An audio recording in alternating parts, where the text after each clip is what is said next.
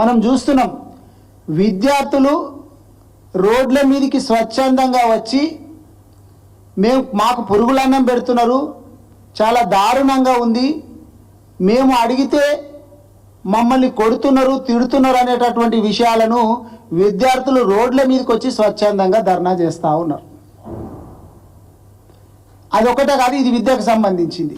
ఇక వ్యవసాయం అయిపోయింది, విద్య అయిపోయింది, వైద్య రంగానికి సంబంధించి గతం లోపల కేసీఆర్ గారు విద్యనే కాదు వైద్యంను కూడా దేశంలో నంబర్ 1గా చేసుకుంటూ వచ్చిండ్రు. ప్రతి జిల్లాకు ఒక మెడికల్ కాలేజ్ పెట్టుకుంటూ వచ్చిండ్రు. వీళ్ళేం చేస్తుండ్రంటే ఆ పెట్టినటువంటి మెడికల్ కాలేజీ లోపల ఇగో ఈ సంవత్సరం ఇంకా ఈ అకాడమిక్ ఇయర్ కౌన్సిలింగ్ కాలేదు. కౌన్సిలింగ్ ఎందుకు కాలేదు అంటే లోకల్ నాన్ లోకల్ ఇష్యూ వాళ్ళు తీసుకొచ్చిండ్రు, దాన్ని పరిష్కరిస్తలేరు. అది హైకోర్టు సుప్రీంకోర్టు ఇట్లా తిరుగుకుంటూ పోతుంది. విద్యార్థుల భవిష్యత్ అనేటటువంటిది వాళ్ళ అకాడమిక్ ఇయర్ పోయేటటువంటిది ప్రమాదంలో ఉంది. వీళ్ళు వైద్యానికి సంబంధించి కేసీఆర్ గవర్నమెంట్ లోపల మాతా శిశు మరణాలు గణనీయంగా తగ్గిపోతే రేవంత్ రెడ్డి గారి ప్రభుత్వం వచ్చిన తర్వాత మాతా శిశు మరణాలు ఎందుకు పెరుగుతున్నాయి? ఇది మేం చెప్పడం కాదు, ప్రతి పత్రిక లోపల గవర్నమెంట్కు అనుకూలంగా ఉన్నటువంటి పత్రికలలో కూడా పతాక శీర్షికలలో వస్తున్నాయి. చాలా సందర్భాల్లో మనం చూసినాం, కట్టలు ఉన్నాయి. ఇప్పుడు ఇగో వీడు ఇంతమంది చచ్చిపోయినరు, వీడు ఇంతమంది చచ్చిపోయినరు అనేటటువంటిది. మరి ఇట్లా అవుతుంది కదా, దీన్ని మీరు ఒకసారి సమీక్షించాలా? ముఖ్యమంత్రి గారికి వేరే వేరే వాటి మీద సమీక్షించనీకే సమయం ఉంది, కానీ ముఖ్యమైనటువంటి విభాగాలైనటువంటి విద్య వైద్యం మీద సమీక్షించాలి కదా. ఇక విద్యకైతే ఇక్కడ మంత్రే లేడు.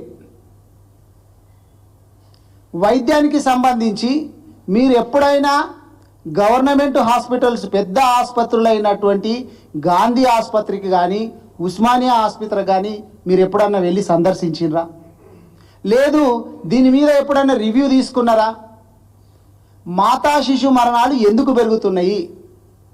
మనం తీసుకుంటే కేసీఆర్ గారి గవర్నమెంట్ లోపల మామూలుగా అప్పుడప్పుడు ఏం చెప్తుంటారంటే ఏదన్నా గవర్నమెంటు పుట్టినప్పటి నుంచి చనిపోయే వరకు మా గవర్నమెంట్ పథకాలు ఇస్తున్నాయి అని చెప్తుంటారు.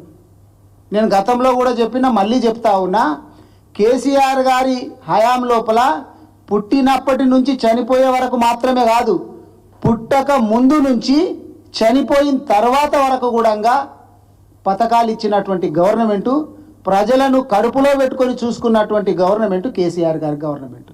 ఆ పుట్టక ముందు అనేటటువంటిదే కేసీఆర్ న్యూట్రిషన్ కిట్ లాంటి, అంగన్వాడీ పిల్లలకు మంచి భోజనం పెట్టించేటటువంటిది.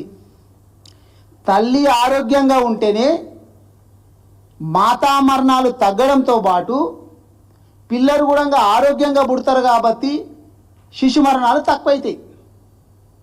కేసీఆర్ న్యూట్రిషన్ కిట్ బాయ్, కేసీఆర్ డెలివరీ అయిపోయినాక ఇచ్చేటటువంటి కేసీఆర్ కిట్ బాయ్ ప్రజలను ఆరోగ్యం మీద అస్సలు దృష్టి సాధించట్లేదు. ఎందుకంటే వాళ్ళకు చాలా వేరే వేరే విషయాలు ఉన్నాయి. దృష్టి సాధించేటి ప్రజలకు సంబంధించినటువంటి విషయాలు కాదు, వాళ్లకు ఏది లాభం వస్తుంది అనేటి మీద దృష్టి సారించి ఈరోజు ప్రజలను వాళ్ళ ఆరోగ్యం కావచ్చు, విద్యను కావచ్చు, అట్లా గాలికి వదిలేసిండ్రు. దాంట్లో భాగంగా మా పార్టీ నుంచి ఎన్నో సందర్భాల లోపల ఇక్కడనే మా మాజీ మంత్రులు కావచ్చు, ఎమ్మెల్యేలు కావచ్చు, ప్రెస్ మీట్లు పెట్టి అయ్యా ఇక్కడిక్కడ లోపాలు ఉన్నాయి, వీటిని సరిచేయండి, వీటిని ఒకసారి సమీక్షించండి, వీటిని బాగు చేయండి అని చెప్తే ఇప్పటికీ కూడా పట్టించుకున్నటువంటి పాపాన రేవంత్ రెడ్డి గారి గవర్నమెంట్ పోలేదు. కాబట్టి మా వర్కింగ్ ప్రెసిడెంట్ కేటీఆర్ గారు ఏం చేసిండంటే, వాళ్ళు చెప్తే వినట్లేదు కదా, ప్రజల ఆరోగ్యాన్ని గాలికి వదిలేసిండ్రు, కాబట్టి మనమే స్వయంగా పోయి చూద్దాము అనేటటువంటిది మా ముగ్గురిని కమిటీలో వేసిండ్రు. రాజన్న అధ్యక్షతన తను పిల్లల డాక్టర్ సంజయ్ గారేమో బొక్కల డాక్టరు, నేను తల్లుల డాక్టరే కాకుండా సర్జన్ కూడా, ఆపరేషన్కి సంబంధించినటువంటి డాక్టర్స్, అందరం క్వాలిఫైడ్ డాక్టర్స్ను.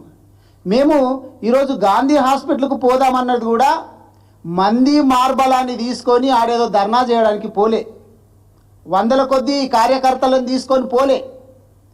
మేము సింపుల్గా ముగ్గురం ఆడికి పోయి అసలు ఏం ప్రాబ్లం ఉంది, ఎందు గురించి మాతా శిశు మరణాలు ఎక్కువవుతున్నాయి, అక్కడ ఉన్నటువంటి యంత్రాంగాన్ని కనుక్కొని తగినటువంటి నిర్మాణాత్మకమైనటువంటి సలహాలు సూచనలు ఇద్దామనేటటువంటి ఉద్దేశంతో మేము నిన్ననే చెప్పినాం. మా కేటీఆర్ గారు కూడా చెప్పిండ్రు, మేము నిజంగా పోవాలనుకుంటే మీకు చెప్పకుండా సప్పుడుదాకా కూడా పోవచ్చు కదా, మేము చెప్పిపోతున్నాం బాజాప్తా ఇట్లా ప్రాబ్లం ఉంది కాబట్టి అని చెప్పి. కానీ మరి మీరేం చేస్తుండ్రు, నైటు మా వికారాబాద్లో అయితే మా ఇంటి దగ్గర మా ఇంటి చుట్టుముట్టు పదుల సంఖ్యలో కాదు 50-60 మంది పోలీసులు రాత్రి నుంచే డిఎస్పి సిఐ ఎస్ఐ ఇంతమందిని పెట్టి మొత్తం నిర్బంధించడానికి ప్రయత్నం చేసిండ్రు. అంతమంది ఉన్నా నేను వికారాబాద్ నుంచి గాంధీ హాస్పిటల్ వరకు వచ్చిన. ఎందుకంటే వీళ్ళు ఏం చేస్తారు, మ్యాక్సిమము అరెస్టు చేస్తారు, చేయని, కానీ ప్రజల ఆరోగ్యాన్ని వీళ్ళు నిర్లక్ష్యం చేస్తున్నారు కాబట్టి దాన్ని ఖచ్చితంగా మేము గవర్నమెంట్ దృష్టికి తీసుకుపోతాము. వీళ్ళు చేస్తున్నటువంటి తప్పులన్నిటి మేము ఎండగట్టాలనేటటువంటి ఉద్దేశంతో నేను వికారాబాద్ నుంచి ఈరోజు గాంధీ హాస్పిటల్ వరకు రావడం జరిగింది. అట్లాగే మా రాజన్నను ఎమ్మెల్యే క్వార్టర్స్ లోపల నిర్బంధించేసిండ్రు, గృహ నిర్బంధం చేసిండ్రు, తర్వాత బండ్లగూడకు షిఫ్ట్ చేసిండ్రు. గాంధీ హాస్పిటల్కు డాక్టర్ సంజయ్ గారు నేను ఇద్దరం పోతే మాతో పాటు ఎమ్మెల్యే గోపీనాథ్ గారు వస్తే మేము ఆడ క్లియర్గా చెప్పినాము. ఏం చెప్పినామంటే మీరు మాతో పాటు రండి, పోలీసు వాళ్ళు మీరు మాతో పాటు రండి, మా ముగ్గురిని తప్ప వేరే వాళ్ళని ఎవరిని కూడా లోపలికి అనుమతించకండి. మీరు మేము పోయి కూర్చొని అక్కడ ఉన్నటువంటి సూపరింటెండెంట్ అక్కడ ఉన్నటువంటి ఆర్ఎంఓతోటి అసలు ఎట్లుంది పరిస్థితి అనేది కనుక్కుందామని చెప్పినాము. మేము ఆడ ధర్నా చేయడానికి పోలేదు, దౌర్జన్యం చేయడానికి పోలేదు. అంటే మీ ఉద్దేశం ఏంది, ప్రజలకు ఏమైనా పర్వాలేదు కానీ లోటుపాట్లు అనేటటువంటిది బయటికి తెలియవద్దు, లొసుగులు ఏవన్నీ ఉన్నాయనేటటువంటిది బయటికి బీఆర్ఎస్ ప్రభుత్వం తీసుకొస్తున్నది కాబట్టి ఆ తీసుకురాకుండా చెయ్యాలా. అంటే మీరు మసిబూసి మారేడుగాయని ఎన్ని రోజులు చేస్తారు, ఆ మసి ఎప్పుడో పోతుంది కదా, అది మారేడుగాయ కాదనేది తెలుస్తుంది కదా. కాబట్టి ఇప్పటికైనా మీరు మారండి. ఎంతమందినని చెప్పి నిర్బంధించుకుంటూ పోతారు చెప్పు. జర్నలిస్టులు రుణమాఫీ కాలేదు అని చెప్పి కనుక్కోవడానికి పోతే లేడీస్ అని కూడా చూడకుండా వాళ్ళని నిర్బంధించడానికి చూస్తారు, వాళ్ళను భయభ్రాంతులకు గురి చేస్తారు. రైతులు మాకు రుణమాఫీ కాలేదు అని చెప్పి వాళ్ళు అడుగుదామంటే రైతులను ఎక్కడికక్కడ అణిచి వేస్తారు.